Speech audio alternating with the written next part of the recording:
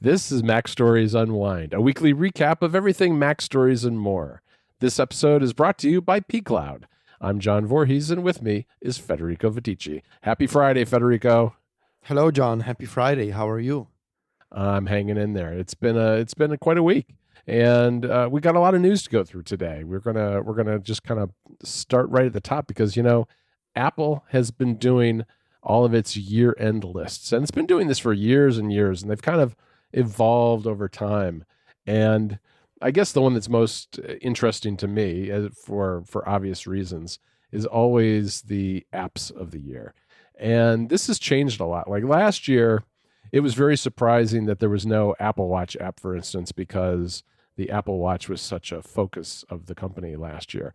But this year, there is an Apple Watch app, and there's a whole bunch of different other apps as well. So we've got 15 different winners. We have app winners, we have app of the year winners, we have game of the year winners, and then we have the editorial team on the App Store's trend of the year, which this year was helpfulness. Now, in the app of the year, we've got 5 categories, and they basically go by platform. We've got the iPhone app, which was Wakeout, the iPad app, which was Zoom, the Mac app, which was Fantastical, the Apple TV app, which was Disney Plus, makes sense, and the Apple Watch app, which was Endel, which is I guess you would call it just what would you call that? A noise. I was going to call it a noisemaker app, but it's it's it for makes background noise, basically background music. Well, it makes this. I believe they also have these soundscapes, right? And they make this algorithmic sort of like music that helps in different scenarios, like focusing, relaxing, falling asleep, improving your concentration, stuff like that. Right. It's very interesting because they also have they have these different soundscapes, and I believe they recently added one of them in collaboration with Grimes. So that's really interesting. Oh, okay. And the UI for managing all these sounds and visualizing all these sounds is really interesting. And I think by far, my personal opinion is that this is the most interesting of Apple's picks. I mentioned this on Connected. I think their pick for the iPad app of the year, Zoom, is kind of ridiculous. It's more of a popular pick rather than a quality pick. Obviously, everyone is using Zoom for iPad these days because of the pandemic and working from home. Zoom for iPad is not the best iPad app of 2020. Zoom for iPad may be the most popular app of 2020. It's not a great iPad app. It's not even a good iPad app. It gets the basics done. There are plenty of better, much better iPad apps that should have gotten this award in 2020. You could argue that it might be the most important app for a lot of people, but that still doesn't make it the best app. And I agree with you on that. Wakeout is an exercise app that I don't think either one of us was familiar with before this. No. Fantastical is kind of a perennial favorite, especially on the Mac.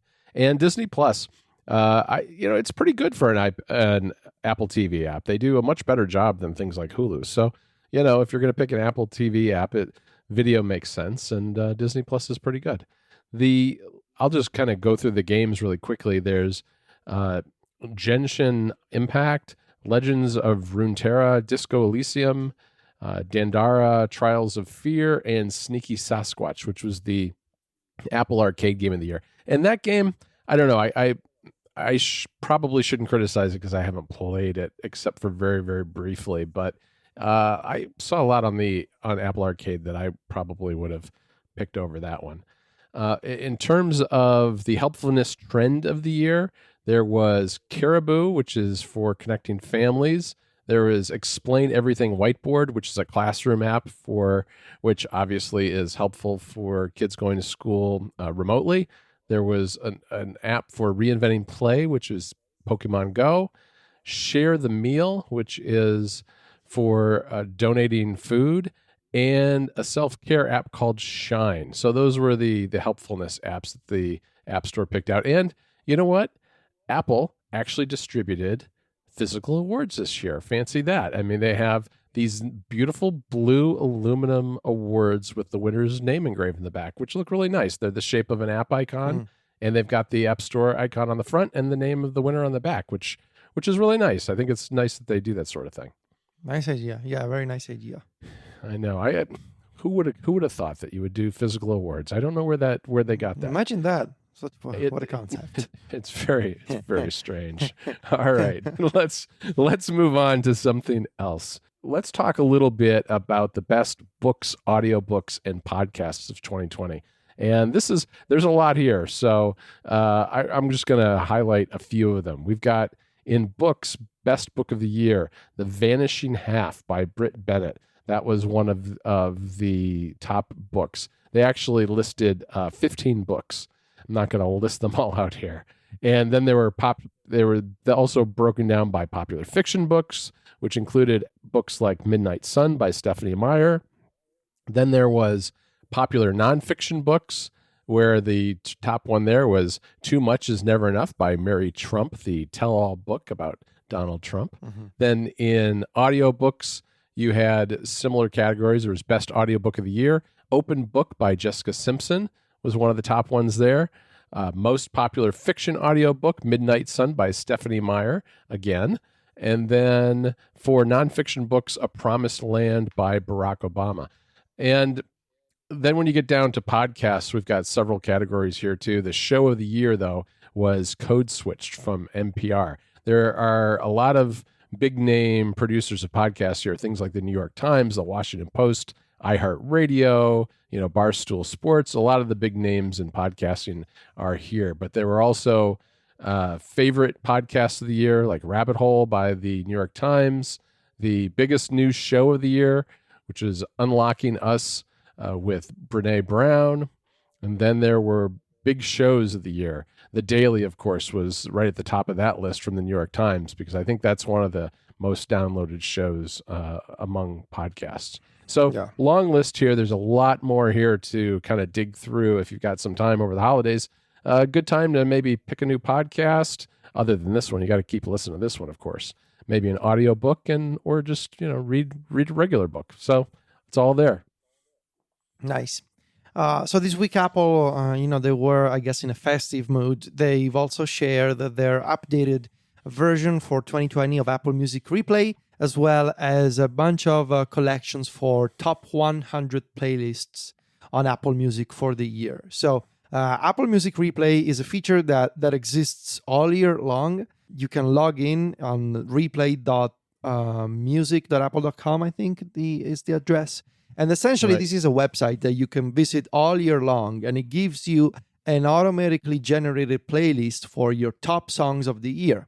You can go to this page in May, in September, and you're going to find your Replay 2020 playlist. And it updates, I believe, every Sunday, based on your listening counts from your Apple Music account. However, at the end of the year, if you visit this page, you will see a longer summary with some key statistics about your year in Apple Music. Now, I saw a lot of criticism this week for the 2020 version of Apple Music Replay because it doesn't even come close to what Spotify is doing with Spotify Wrapped. And they're even doing more now than they... And they're doing even more.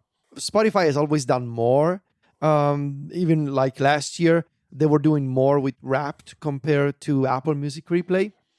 But this year, they've gone even beyond what they used to do in previous years with the new stories format, with even more stats, lots of interesting visualizations for your year in Spotify. And I saw a lot of people making fun of Apple and Apple Music Replay being so limited and failing to capture, if you will, the cultural zeitgeist in the same way that Spotify Wrapped now does. Everybody talks about Spotify Wrapped.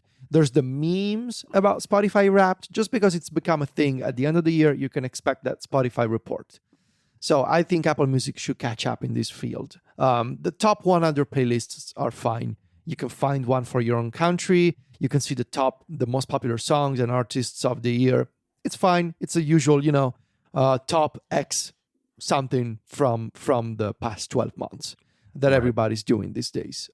I also wanted to mention how I took advantage of this opportunity that, John was working on this story, and I mentioned, John, people are visiting again this shortcut that I did 2 years ago called Apple Music Wrapped. Because in 2018, I took it upon myself to try and fix what Apple was not doing. Apple Music Replay did not exist at the time, and so I thought, I will make my own shortcut for Apple Music Wrapped. And that shortcut was still working. However, there were a bunch of things that I wanted to update for 2020 and to fix for iOS 14, and I did. So in the story that you will find linked in the show notes, as well as in the MacStories Shortcuts archive, you can find the latest version of Apple Music Wrapped, which will generate a really nice and responsive report for the end of the year in music based on your Apple Music activity from the Music app on your iPhone and iPad.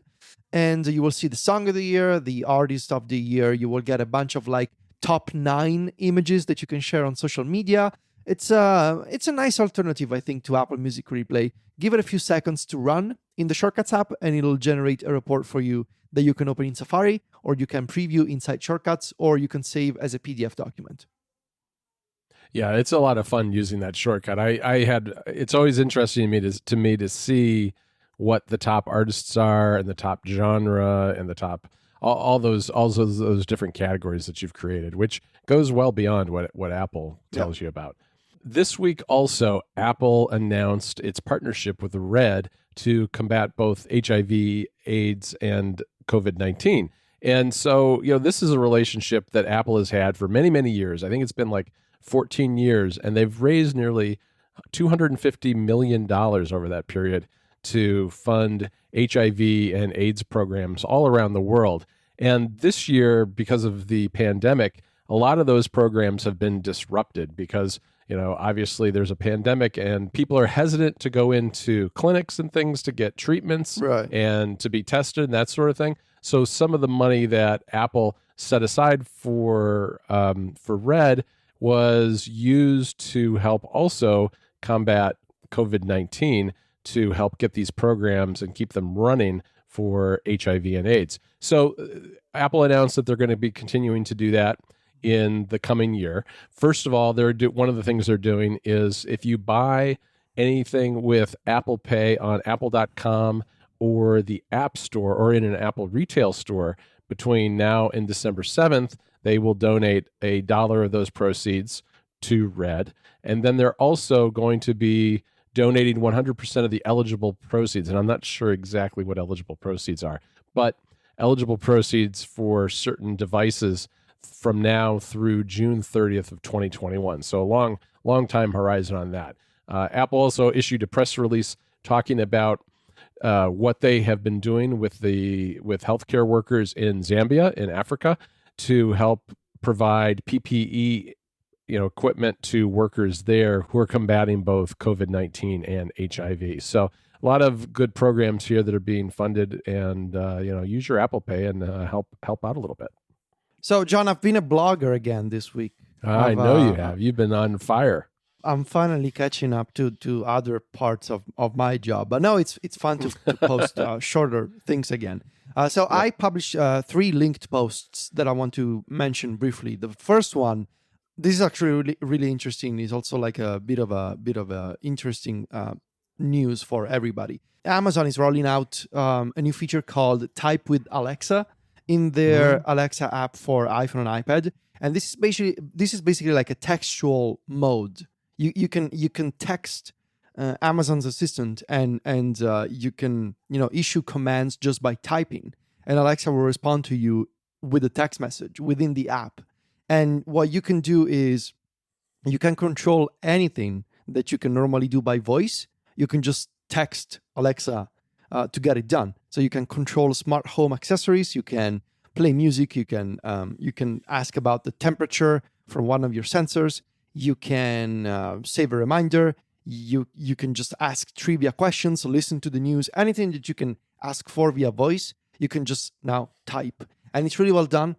This is part of a public preview. I have it in my Alexa app for iPhone, and I've been playing around for the past, since last night, basically. And it works really nicely. This is the kind of feature that I really much wish that Siri would have, this kind of integration. Maybe Siri in iMessage. I think it would be really, really awesome to have the full capabilities of the assistant, because this is not like a watered down version of Alexa. But imagine having the full capabilities of Siri in iMessage for all those times when you want to get things done more quickly, but you don't want to talk. You can't speak because maybe it's late at night, or maybe you're in a public place. Right. And so you're forced to do things manually on your phone. I don't know that Type to Siri exists on iOS, but it's not as convenient as this feature, which is also the same feature that Google Assistant has, by the way.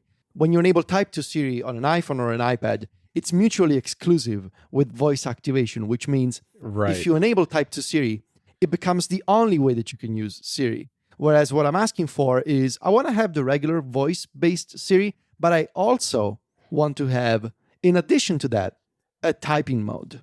And right now, that's not really possible. And yes, you can make corrections, for example, in Siri. You can tap on your request and you can edit it by typing, but it's, you still got to talk first, and it's not nearly as fast as what Amazon is doing, what Google is doing. So type with Alexa, really well done. Yeah, I can tell you right now that if we had this in messages, that Siri would be one of my pins, because I would get a lot of use out of this. Absolutely. Yeah. The other link post, which actually was really popular with people, turns out, I linked to an article by Greg Godwin, who published this really handy and useful tutorial, this guide on how to get YouTube DL with support for FFmpeg, which is the popular video encoder, working on an iPad and an iPhone using A Shell. A Shell is a really, really well done and powerful terminal app for iPhone and iPad. It's a command line utility, and it's free and open source. And you can install YouTube DL, and you can install the video encoder, and you can download YouTube videos for offline usage on your devices. And I linked to this, and I also shared a shortcut for how to speed up the process of downloading videos using YouTube DL, and it got a lot of responses on Twitter. A lot of people got in touch to share like their favorite commands for moving files, for setting download directories in A Shell. So really, really interesting new workflow that is now possible on iOS and iPadOS.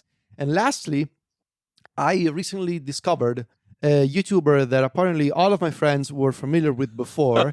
And it's one of those moments where I'm like, hey guys, we have a group conversation going with you and Mike and Steven. And I was like, hey guys, I discovered this amazing, this fantastic video, and I found myself like just basically being in complete agreement with this person. I really like this person. And everybody was like, yeah, Peter McKinnon, we all know him. He's very popular on YouTube. We've all been watching his YouTube videos for years.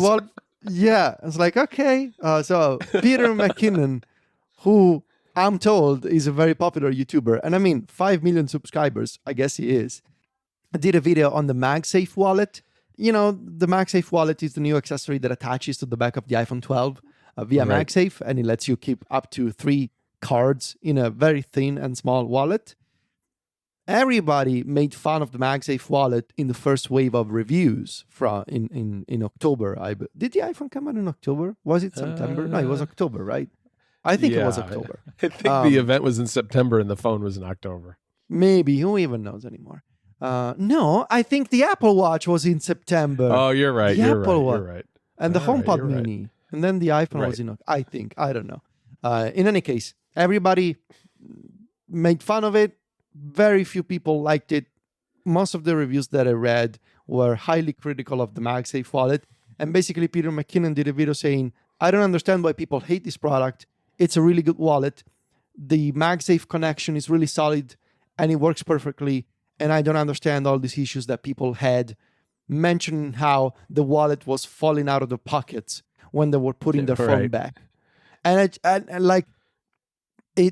I received my MagSafe wallet a few days ago, and it took me 30 minutes to reach the same conclusion of like, I don't understand what kind of problem people were having with this. It's amazing. It's exactly the wallet I wanted. So go check out the video and subscribe to Peter McKinnon if you haven't already. If you're like me, you were not familiar with this work. He does really good videos. He really does. A subscriber. Yeah. Yes, he focuses mainly on photography, but he also covers other tech stuff like this as well. Federico, I have a confession. I have a MagSafe wallet. There you go. you and Peter McKinnon convinced me. Do you like it? I do. I really do like it. It is nice, and I've got it on my phone right now. There's only 3 cards in it, and yeah, it's fine. I didn't have any. Yeah, I haven't had any problems taking it in and out of my pocket. I mean, the way you put it's just as the video shows, the way you put your phone in your pocket, you're not like putting it in a way where you're just going to have, Right. you've got a wallet on your phone. You're going to put your phone in your pocket and it's not going to come off. I have not felt like all of a sudden I'm going to somehow lose my wallet. Right. Okay. Yeah. I'm pleased to know that we're not alone then. Okay.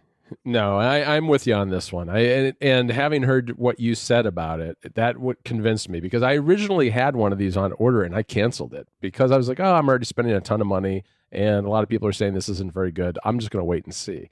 And after, you talked about it, because you're the first person I think I know who had one personally. And then I watched that video and I agree as well. All right. Let's move on to Club MacStories because we had a couple. There's a lot in these MacStories Weekly newsletters, and we're just going to cover a couple. Always, and instead of going through the entire list, I want to just highlight a couple things today.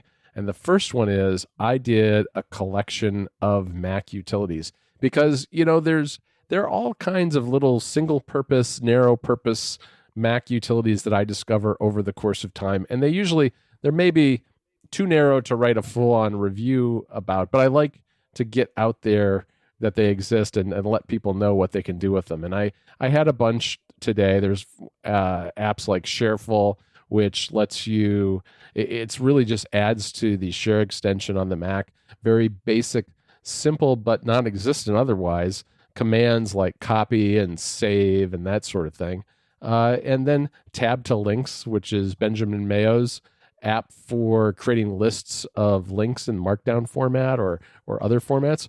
Just some really great single-purpose Mac utilities that come in handy and that I use on a regular basis that I've discovered over, the last 18 months or so. You too had something. You actually delved into the Mac this week, didn't you? Yeah, I've been writing about the Mac lately. Last week I wrote about converting EPUBs, and this week I went down this rabbit hole. It all started very simple. I had a URL scheme and I wanted to launch it quickly on my Mac. And I started doing some research and I figured, well, on the Mac, there's a bunch of different ways that you can create a system-wide keyboard shortcut to open a link. But I don't want to add more keyboard shortcuts to the Mac because I always have a hard time remembering keyboard shortcuts on the Mac, just because I don't use the Mac often. And so right. I'm more of a visual person also. Like I prefer to have icons and buttons and things that I can see and that I can physically click to open stuff. And so I wrote about how I created a custom item in the macOS menu bar to launch a URL scheme. So how to make a URL scheme launcher on the Mac as a custom button in the menu bar. And it involves Bitbar, which is this incredible utility that lets you create custom menu bar items based on scripts. So all the details, all the code for the scripts, the scripts that I use, as well as some other experiments that I did around the menu bar, are in this week's issue of Club MacStories Weekly, which is issue 251. And as a general reminder, we'll be taking a couple of weeks off at the end of the year for MacStories Weekly and App Stories, as we always do. And we will have the details around that holiday schedule over the next week. So over the coming days, we will share our plans for the holiday break, both for App Stories and MacStories Weekly. So stay tuned. Yes, very good to remind folks of that because we do take a little time just to kind of relax and recharge before the new year. And we've got a lot of plans for 2021. So we've got a lot of recharging to do to get ourselves ready. This week on App Stories, we started a mini-series called Workflows Revisited, and we talked about email, and specifically about Hey Email, because we have moved the MacStories team to Hey Email from the G Suite-based email. And it's been going great, and we dive very deep into the reasons that is. We've been using the preview version of the work version of Hey Email, which will be out sometime in 2021 and has its own set of existing features, including allowing us to use our MacStories.net email addresses with it, which is really nice and something that we really needed. So it's an interesting episode. We're going to have another episode on this series coming next week, all about note-taking. So stay tuned for that. Federico, before we get to our Unwind picks, I want to tell you about our sponsor this week, who is sponsoring both Unwind and MacStories, and that is pCloud. Most cloud storage solutions require you to pay every single month for basically forever, but pCloud doesn't. What it does is you can get cloud storage for one low price from pCloud. It's secure and it has all the features that you would expect. Instead of paying for the same storage over and over, check out pCloud, the simple paid upfront solution.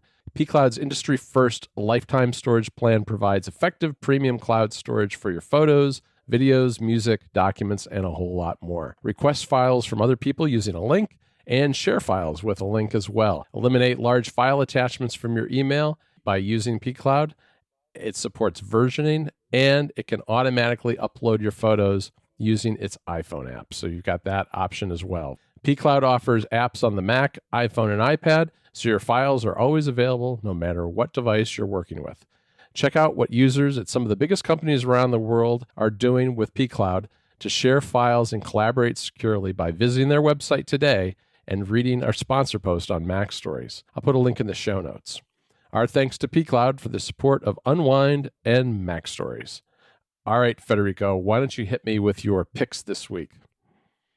All right, it's been a fantastic couple of weeks for music. There's a lot of new music that has come out lately. I want to highlight 2 albums that I've been really enjoying lately. The first one, the latest album by Miley Cyrus. I tweeted about this album last week. It's called Plastic Hearts, and I am extremely serious right now. Miley Cyrus has, I guess she's entered her rock era of her life, and she's put out an enjoyable, really well done pop rock album. It sounds really good. There's a lot of catchy songs in there.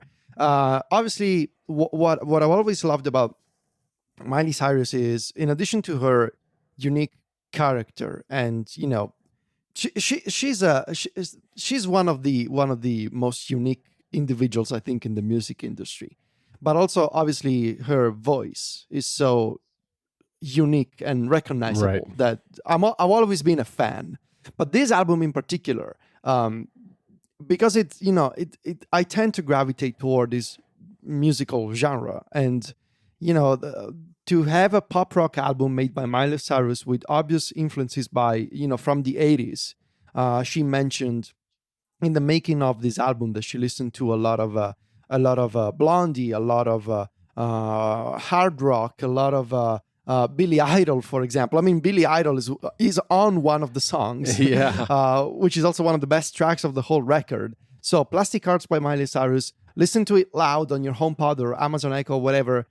It's a really enjoyable and really well done pop rock album. I particularly enjoy the songs Plastic Hearts, obviously Angels Like You, and the one with Billy Idol. I believe it's called Night.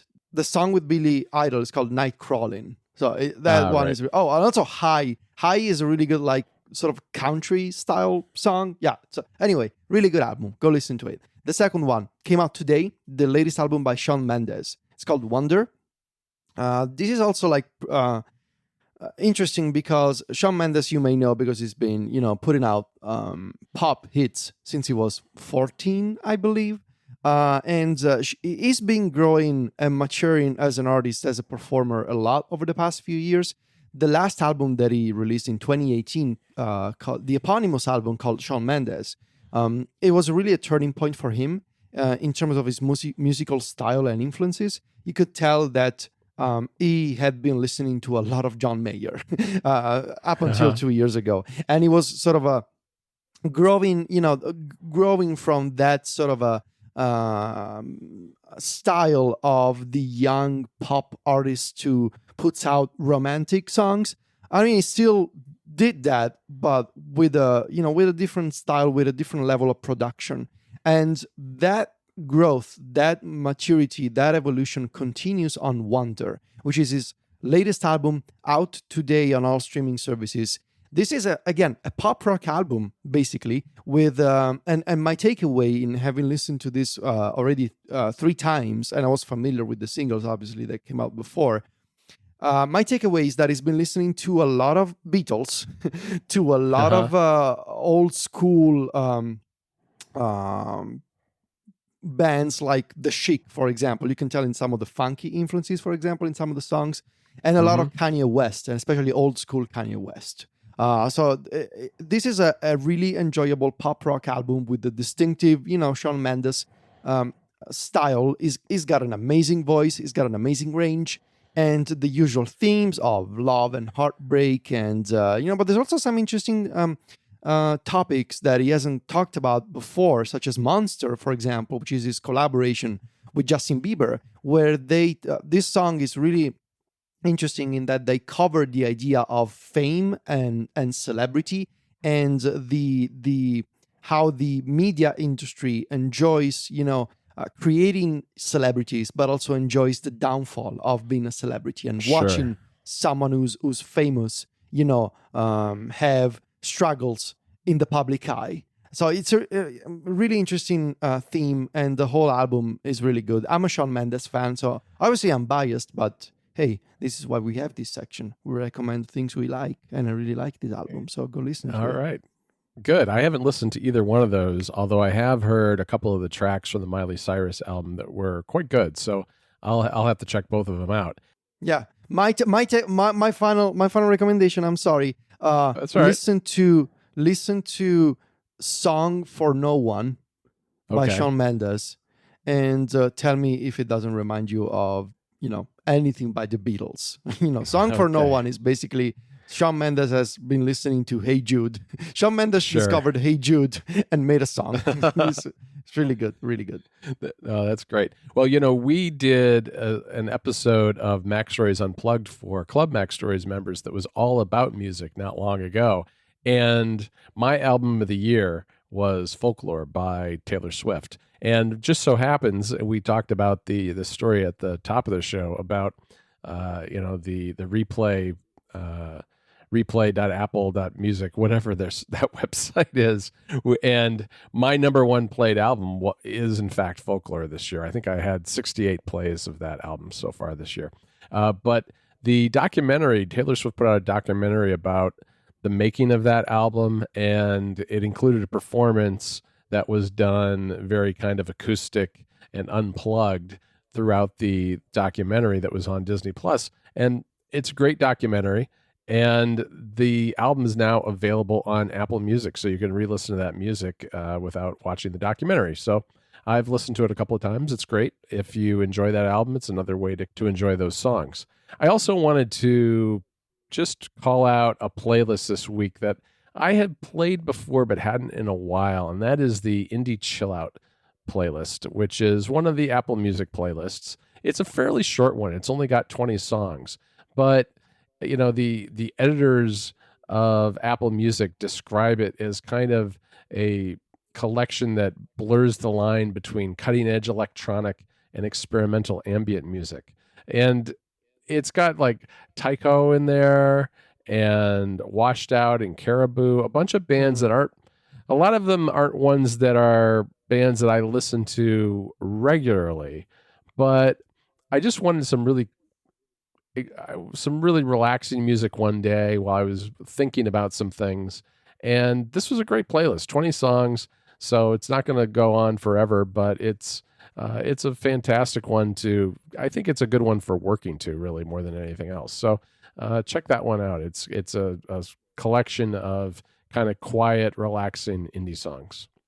All right, Federico, that's a wrap for this week then. We will be back, of course, next Friday. We want to thank our sponsor again, and that is pCloud. Of course, you can find me and Federico over at MacStories.net, and Federico is at Fetici on Twitter and Instagram. That's VITICCI, and I'm at John Voorhees. JOHNVOORHWS. Talk to you next week, Federico. Ciao, John.